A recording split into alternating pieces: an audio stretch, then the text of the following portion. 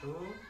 Yang saya hormati Bapak Sunarto selaku fasilitator saya, dan yang saya hormati pula Ibu Ami Nurlaini selaku pengajar praktik saya. Perkenalkan, nama saya Faiz Haryadi, calon guru penggerak angkatan 7 Kabupaten Brebes. Pada kesempatan kali ini saya akan melakukan supervisi akademik kepada rekan saya Ibu Nadia Fajriyati. Pada kegiatan kali ini saya akan melaksanakan kegiatan pertama, yaitu tahap pra-observasi. Berikut ini merupakan kegiatan tersebut. Selamat pagi Bu Nadia. Selamat pagi juga Pak Faiz. Kira-kira saya mengganggu waktu Ibu atau tidak, Bu? Alhamdulillah kebetulan tidak Pak. Di kelas saya sedang pelajaran PJOK. Jadi anak-anak sedang belajar bersama guru mapel PJOK. Oke, saya minta waktunya sebentar ya Bu, terkait dengan seperti yang sudah saya sampaikan kemarin, bahwa saya akan melaksanakan kegiatan supervisi akademik di kelasnya Ibu Nadia, yang bertujuannya adalah untuk meningkatkan kompetensi mengajar Bu Nadia. Mudah-mudahan saya bisa mengimbaskan apa yang menjadi hal baik kepada Bu Nadia. Kira-kira seperti itu. Jadi di sini pada tahap pra-observasi ini kita ngobrol-ngobrol santai dulu ya Bu.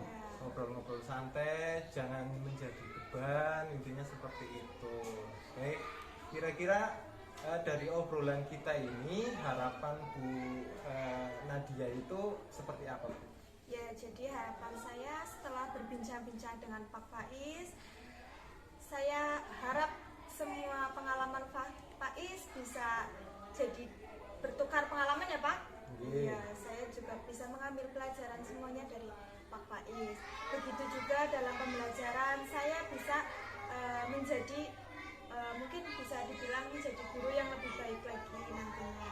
Oke, baik Bu. Insya Allah hari ini pada kegiatan kali ini kita akan berbagi informasi, berbagi praktik baik, dan sharing-sharing tentang pembelajaran yang sebaiknya dilakukan dalam konsep-konsep sekarang itu.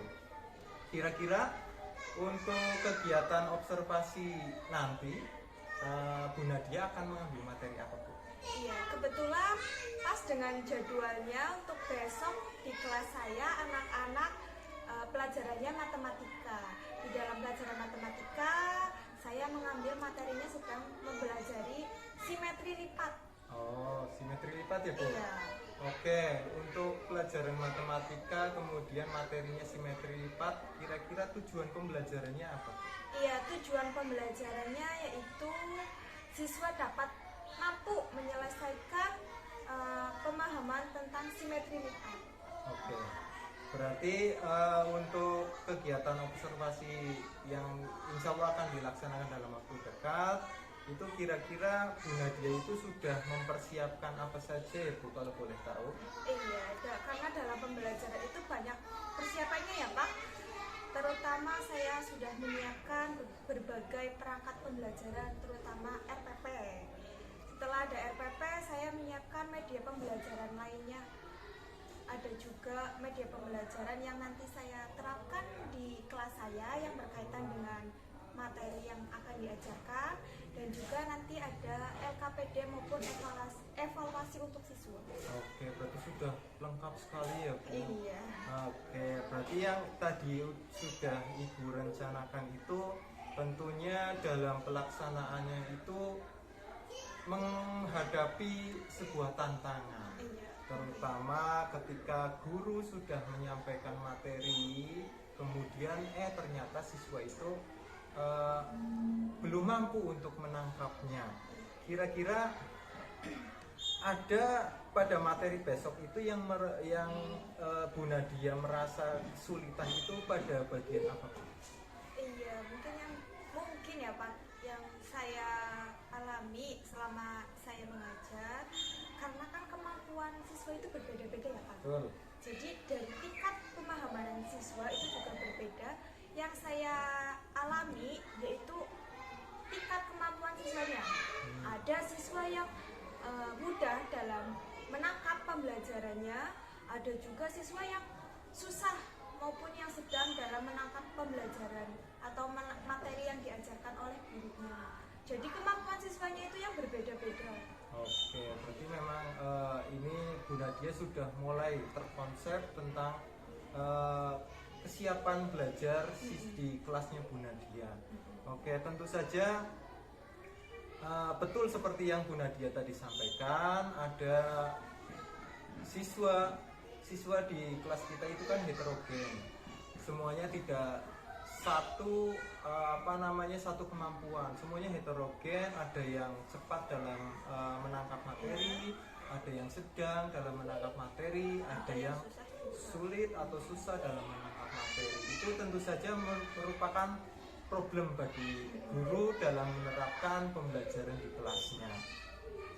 Kemudian kira-kira untuk terkait tadi yang sudah Bu Nadia sampaikan tadi, gambaran tentang pembelajaran terkait dengan simetri lipat, pelajaran matematika itu bisa Bu Nadia ceritakan untuk secara singkat untuk kegiatan pembelajaran besok yang akan Bu Nadia laksanakan?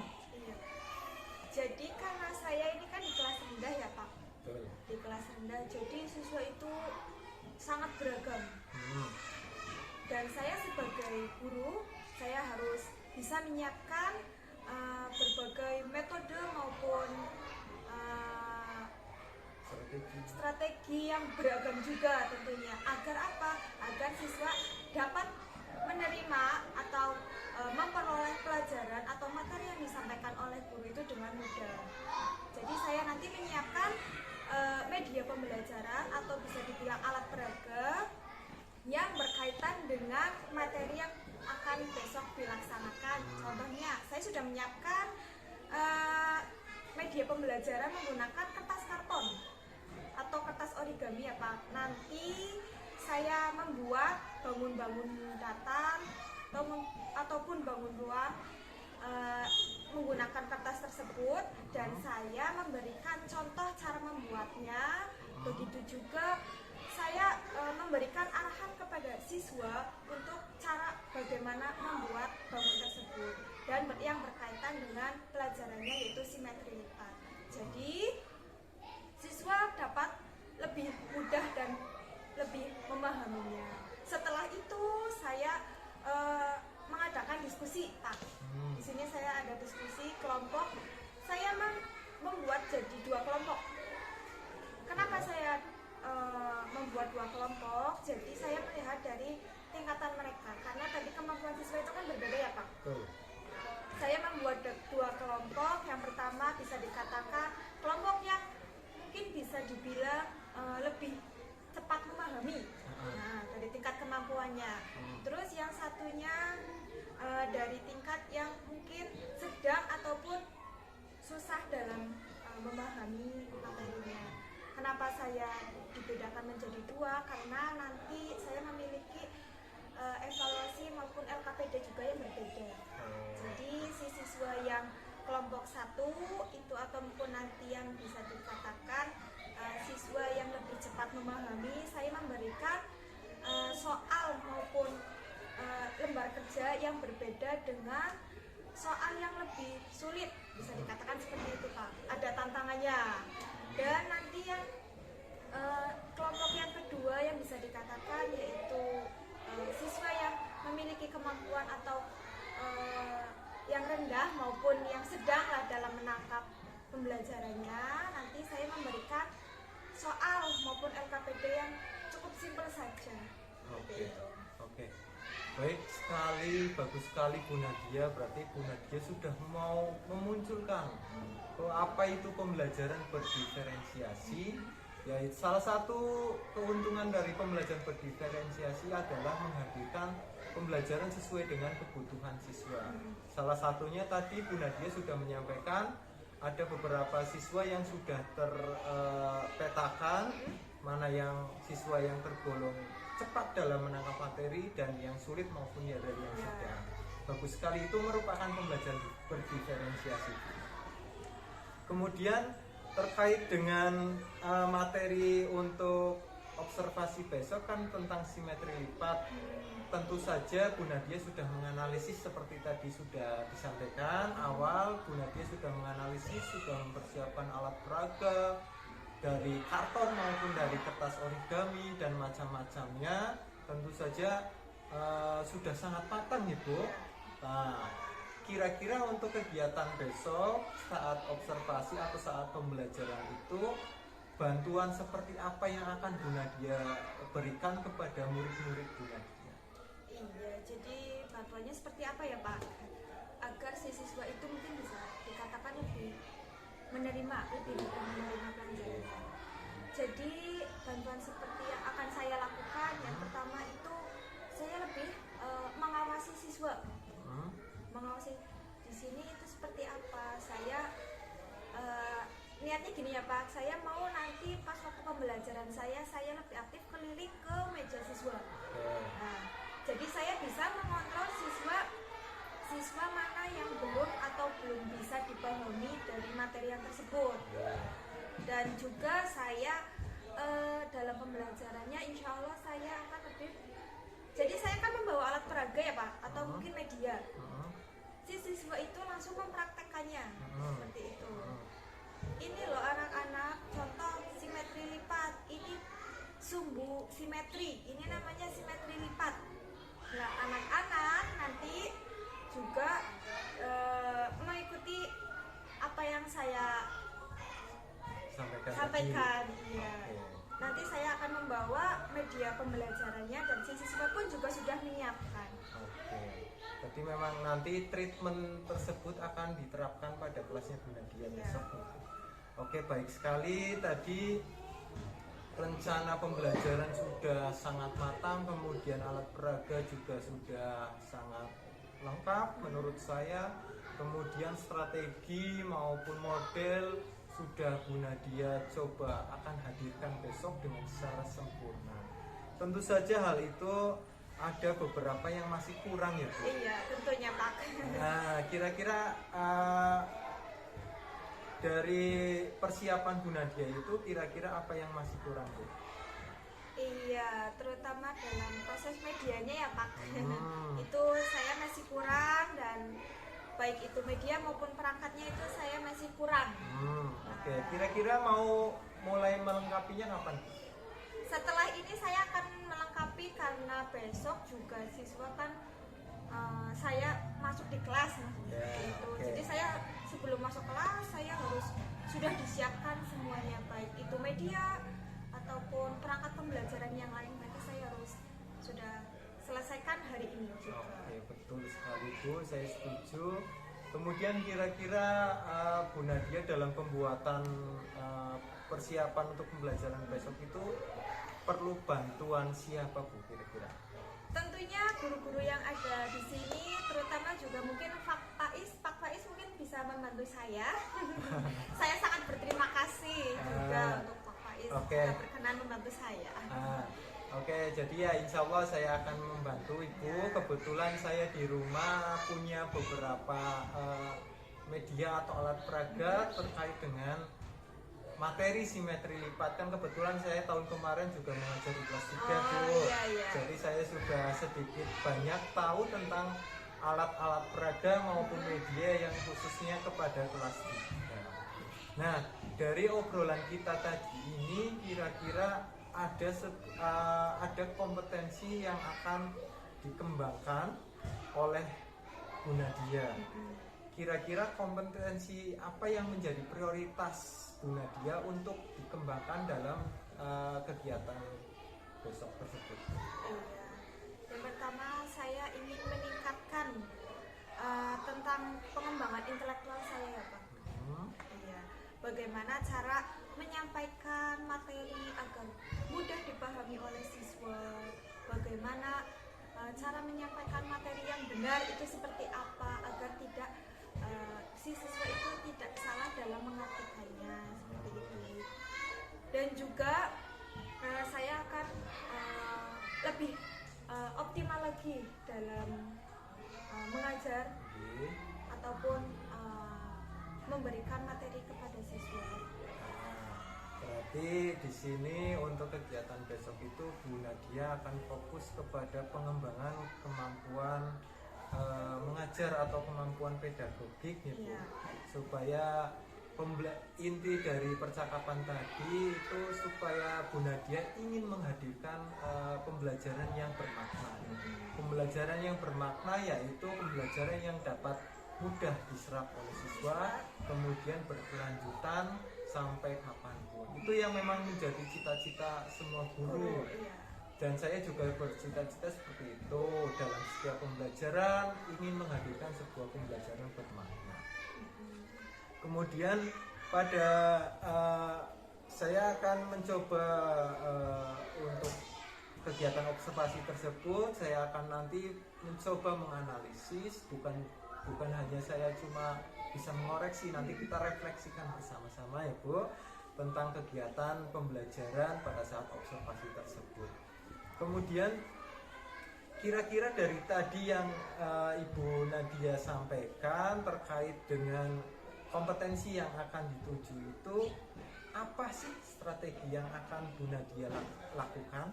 Iya, strategi yang saya lakukan yaitu saya berusaha menyiapkan perangkat pembelajaran yang tentunya jauh lebih baik, yang lebih lengkap ya Pak. Iya. Dari biasanya juga media-media lebih dilengkapin lagi menggunakan media-media yang lebih konkret, yang mudah dipahami nantinya oleh siswa. Baik, oke. Kemudian terkait dengan strategi yang tadi tentang pengembangan kompetensi, tadi juga disampaikan kira-kira ada kompetensi sosial emosional ya. Kira-kira terkait dengan strategi untuk menghadirkan pengembangan kompetensi sosial emosional itu seperti apa Bu? Iya. Untuk strategi emosional ya Pak. Iya. Saya banyak belajar sekali dengan Pak Faiz nih tentunya. Saya melihat pada saat pembelajaran Pak Faiz di kelas, saya lebih memahami bagaimana emosional, sosial emosional itu seperti apa. Saya melihat pada kelas Pak Faiz kemarin mencontohkan berbagai macam tepuk-tepuk seperti itu Pak. Jadi nanti bisa saya terapkan di kelas saya. Oke, itu memang dari tepuk itu termasuk ke dalam salah satu kompetensi sosial emosional guru Bu. Ternyata seperti itu. Kita menghadirkan tepuk-tepuk agar nanti harapannya siswa itu mau lebih fokus kembali ke dalam materi yang akan kita sampaikan seperti itu. Jadi yang ini mungkin tadi saat pembelajaran itu menyampaikan bahwa adanya perbedaan LKPD juga ya Bu. Itu juga sudah termasuk dalam kebutuhan belajar siswa.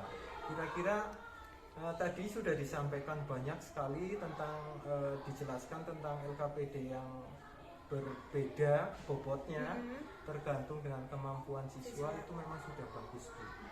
Jadi di yang setahu saya itu pembelajaran berdiferensiasi itu ada 3 tahap. Yang pertama itu diferensiasi konten, diferensiasi proses, dan diferensiasi produk. Diferensiasi konten itu seperti yang tadi Bu Nadia sudah menyiapkan segala macamnya dari kebutuhan siswanya, sudah digolongkan antara siswa yang cepat dalam menangkap materi dan konten atau materi yang sudah disiapkan untuk siswa yang cenderung lebih sulit dalam menangkap materi. Itu sudah termasuk dalam diferensiasi konten. Kemudian dalam diferensiasi proses itu pada saat pembelajaran, tadi Bu Nadia sudah menyampaikan juga sudah akan melaksanakan pembagian kelompok. Pembagian kelompok itu kan nanti tentu saja harus perhitungannya secara matang. Kemudian itu juga sudah masuk dalam diferensiasi proses ternyata Bu. Dan terakhir itu ada diferensiasi produk. Nah, kalau diferensiasi produk itu seperti tadi LKPD yang sudah dikerjakan itu kan menghasilkan sebuah produk. Tentu saja itu masuk ke dalam masuk ke dalam konsep diferensiasi produk itu. Bagus sekali Bu Nadia. Kira-kira untuk pelaksanaan observasi atau supervisi akademik itu kira-kira Bu Nadia siapnya kapan, Bu?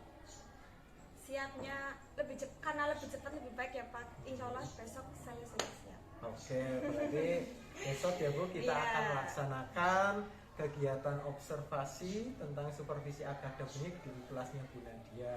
Mudah-mudahan semuanya berjalan lancar, Amin. tidak ada kendala yang berarti, sehingga kegiatan observasi kita besok akan dilaksanakan dengan penuh hikmat dan lancar gitu nih Bu. Baik, terima kasih Bu Nadia sebelumnya sudah mau berbincang-bincang santai dengan saya, sudah mau direpotkan dengan kegiatan seperti ini. Mudah-mudahan kegiatan hari ini dan besok akan menebar manfaat Amin. buat saya maupun Bu Nadia. Terima kasih Bu. Oke Pak, sama-sama. Baik, demikian kegiatan pra-observasi pada kegiatan supervisi akademik. Saya cukupkan kegiatan pra-observasi dengan rekan saya Bu Nadia Fajriati selaku kelas 3, guru kelas 3. Mungkin cukup sekian dari saya. Terima kasih. Wassalamualaikum warahmatullahi wabarakatuh.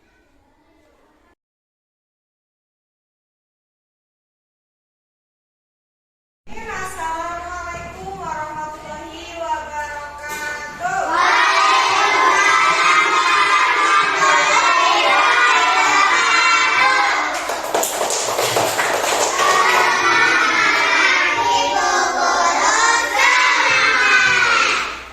Semangat ya hari ini. Guru mau tanya, apa kabarnya hari ini?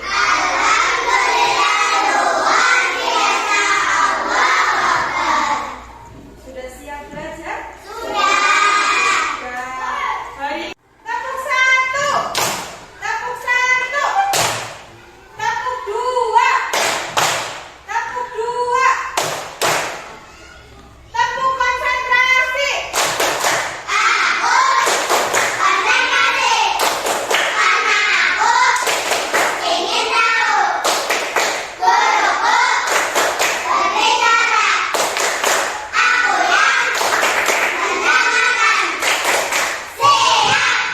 Tujuan pembelajaran kali ini kalian dapat menyelesaikan simetris lipat dan juga siswa dapat menentukan banyaknya simetri lipat pada bangun datar dengan menggunakan benda konkret persegi panjang.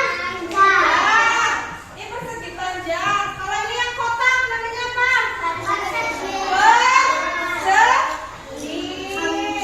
Terus lagi ada nih. Nih, apa ya? Persegi. Ya. Terus ada yang tahu ini bentuk apa? Rumah. Ini namanya segi. Ada berapa coba? Berarti apa? Segi 5, pintar. Lipatlah menjadi dua bagian yang sama. Yuk, coba kita lipat dulu dari kanan ke kiri. Ya, kanan ke kiri. Ya, apa yang penting dilipat. Ya, dari kanan ke kiri. Ya, sudah? Sudah? Nah, kalau sudah, ada garisnya tidak? Ke bawah. Yuk kita lipat lagi. Dari atas ke bawah. Nanti sekarang waktunya diskusi. Ini guru mau dibagi menjadi dua kelompok ya. Nanti kelompoknya sama Bu. Berarti sebelah kirinya Bu Guru kelompok 1, sebelah kanannya Bu Guru kelompok 2. Sekarang Bu Guru mau bagikan dulu kelompok 2 dulu.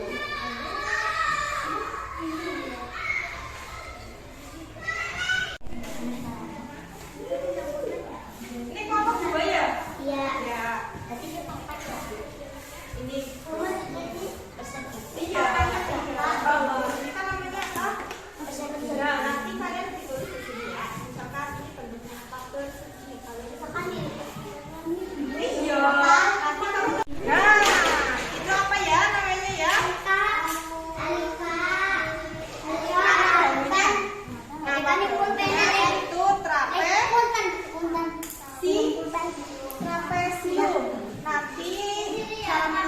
Selanjutnya kalian membuat, guru mau memberikan kesimpulan tentang pembelajaran hari ini. Ya. Tadi isi nanti lipat itu banyaknya lipatan pada bangun datar. Sehingga lipatan tersebut membagi dua sama besar. Dan apabila dilipat satu bagian menutupi bagian yang lain. Itu pelajaran hari ini ya. Mainnya jangan lupa dikerjakan ya. Coba Bu Guru mau pas kalian lagi semangat tidak? Tepuk semangat.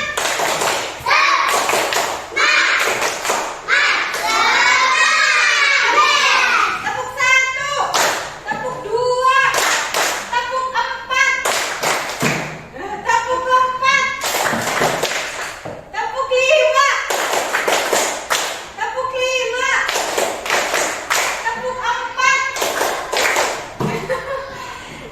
Iya, Bu Guru akhiri pembelajaran kali ini. Ibu harap semoga pembelajaran hari ini dapat bermanfaat.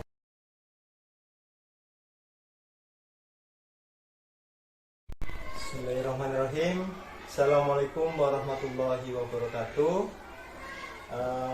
Yang saya hormati Kepala Sekolah SD Negeri Purwatan 05, yang saya hormati Bapak Fasilitator Bapak Sunarto, yang saya hormati pula Ibu Pengajar Praktik Ibu Amin Nurlaini.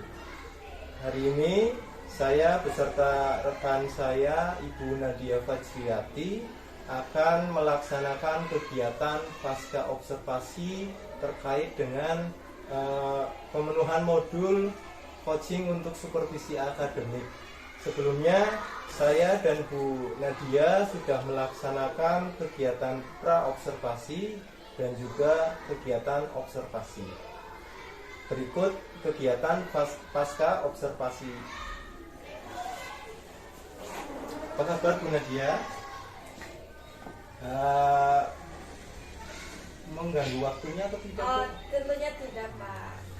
Jadi di kelas saya ini kelas 3 tentunya itu sekarang sedang mata pelajaran PJOK. Oke. Jadi anak-anak bersama guru PJOK. Berarti saya tidak mengganggu Ibu? Tidak, tentunya tidak mengganggu sama sekali. Oke, berarti saya minta waktunya Bu Nadia karena kemarin kan kita sudah melaksanakan tahap pra-observasi dan juga tahap observasi. Kemudian ini merupakan tahap terakhir yaitu pasca observasi. Sebelumnya harapan Bu Nadia dari adanya percakapan ini, harapannya apa Bu? Ya, harapan saya setelah melaksanakan observasi dan observasi saya bisa sharing-sharing dengan Pak Faiz dan saya bisa mengetahui nantinya kekurangannya seperti apa pas waktu observasi dan juga apa yang perlu diperbaiki. Baik Bu, terkait dengan kemarin kan kita sudah melaksanakan kegiatan observasi di pembelajaran di kelas Bu Nadia. Kira-kira perasaan Bu Nadia saat diobservasi oleh saya itu bagaimana Bu? Ya, jadi perasaan saya pas waktu diobservasi itu pertama itu deg-degan Pak, karena mungkin ini baru pertama kalinya saya diobservasi. Tapi setelah observasi selesai, saya merasa, oh iya, jadi observasi ini dapat bermanfaat tentunya buat saya. Saya bisa mengetahui nanti kekurangan saya di mana, apa yang perlu diperbaiki saya itu bagaimana. Jadi saya merasa bersyukur sebenarnya Pak setelah diadakannya observasi dengan saya pada diri saya. Tadi Bu Nadia menyampaikan untuk perbaikan diri gitu ya Bu.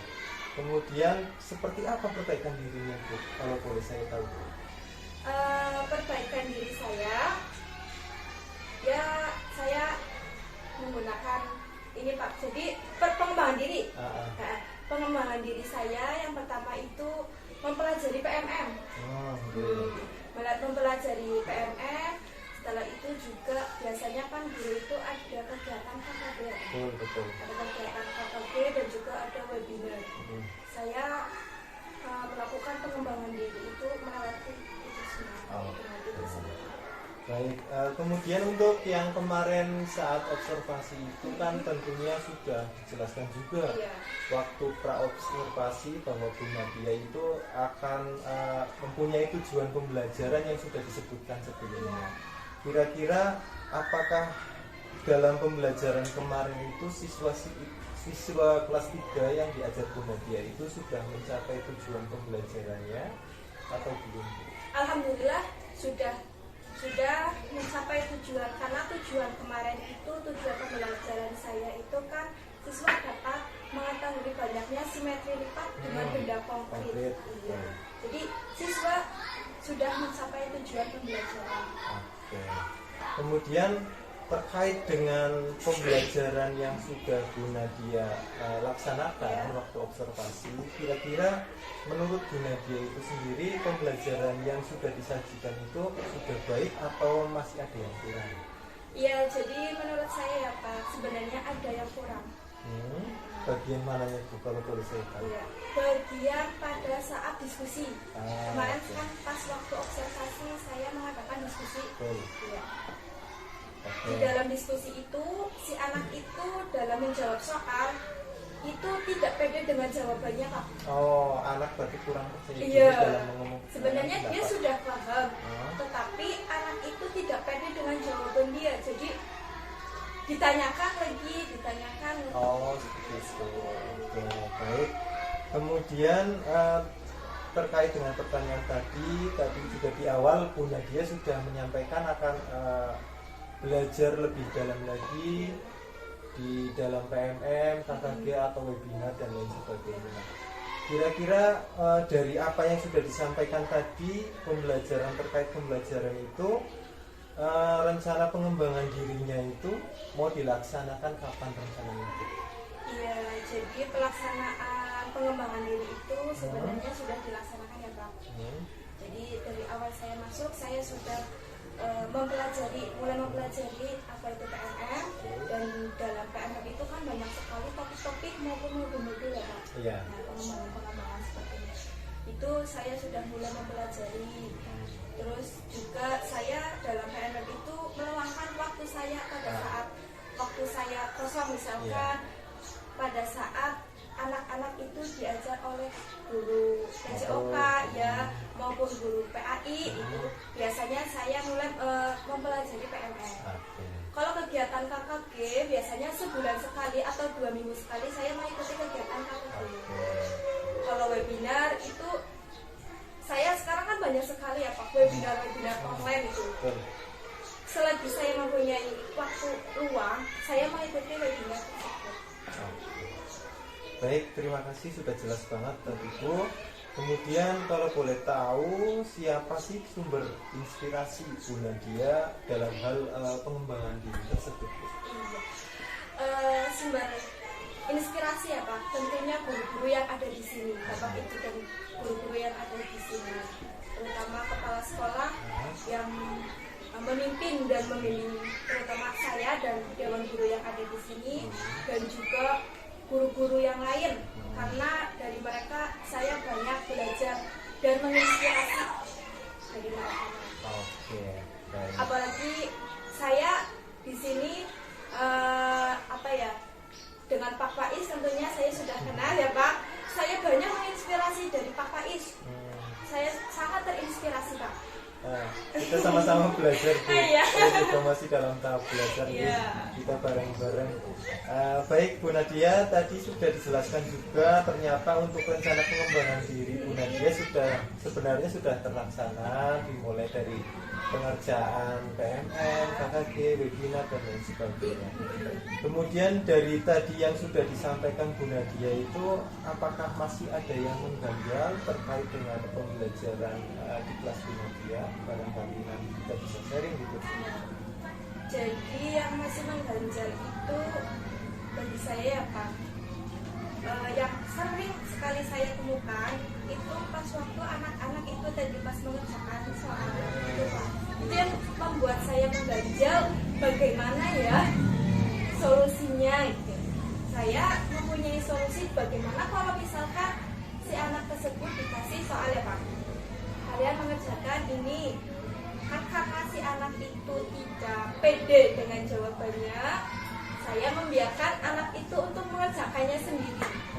Nah, itu mungkin solusi saya pada saat menghadapi anaknya seperti itu. Kalau yang kemarin saya lihat waktu observasi, Bu Nadia itu sudah baik dalam memberikan treatment kepada siswa kelas 3 dengan berbagai model, terutama mampu menghadirkan benda konkret. Nah, memang pada saat itu untuk memancing siswa untuk lebih aktif itu masih kurang, tapi Bu Nadia sudah berusaha di situ. Dengan cara apa? Dengan cara membagi kelompok sesuai dengan tingkat kemampuan siswa, itu sudah baik. Kemudian nanti kan Bu Nadia juga nanti bisa mengontrol diskusi kelompoknya. Kemarin saya lihat juga sudah muncul Bu Nadia mendampingi untuk diskusi kelompok dari 2 kelompok siswa itu. Kemudian yang terpenting supaya memancing keaktifan siswa itu ya, yang pertama dengan stimulus itu Bu, dengan memberikan stimulus yang baik, pertanyaan-pertanyaan pemantik. Dari pertanyaan pemantik itu akan siswa itu akan merespon dengan berbagai keunikan dia sesuai dengan kemampuan dia. Mungkin seperti itu bisa jadi bahan pertimbangan guna dia untuk kedepannya. Baik, mungkin cukup sampai sini nih Bu, tahap kegiatan pasca observasi ini. Sekali lagi saya ucapkan terima kasih kepada Bu Nadia yang sudah berkenan meluangkan waktu menjadi guru atau yang mau diobservasi oleh saya.